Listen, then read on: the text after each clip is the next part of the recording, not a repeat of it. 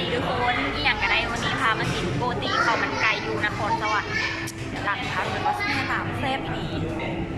ตอนนี้ก็วันนี้ที่สร้างไปมีไก่แล้วก็เด็กหมูกรอบแล้วก็ต้มจืดสาหร่ายอย่างนึงที่สร้างไปก็เป็นกระเพาะปลาเดี๋ยวที่ทำกระเพาะปลาน้ำเด็กเพราะว่าแซ่บมันเป็นสูตรไทยหลับที่แท้เลยเดี๋ยวเป็นยังไงมาลองกินแบบนี้อันนี้เป็นน้ำเจียวซีฟู้ดน้ำเจียวกินข้าวมันไก่อันนี้สั่งไก่เนี่ยเป็นจานน้ำหั่นโอ้ยฮอนๆเลยสิ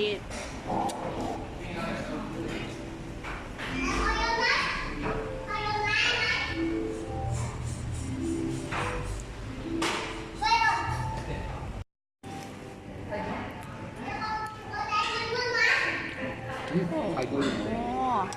เอาหัวปลาว่าเดี๋ยวมาซีมไก่นี่หนังไก่ยัวๆนี่เป็นน้ำเจลออริจินอลเลย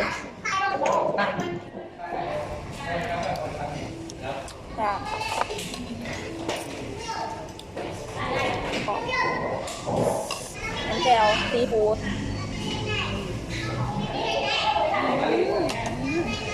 แล้วน้ำเจล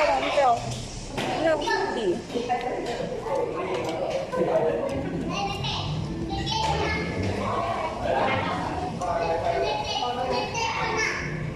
ซิมกระเพาะปลา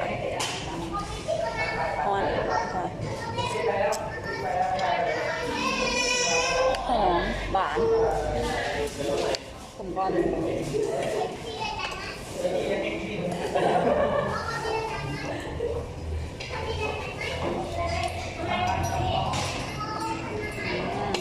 ต้มจืดสลาย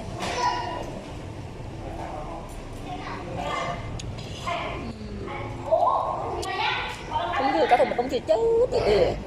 แต่ว่าผู้ใหญ่ที่แบบมากรสกลางๆรสจืดแบบน่าจะกินได้แต่ว่าส่งผมมากินแบบน่าจะเค็มกว่านี้หน่อยนึงนะผมมาต้มจืดนี่หมูแดงแจ่วซีฟู้ดโอ้ยแจ่วนี่แซ่บดีค่ะได้กุ้งมาเนาะแซ่บ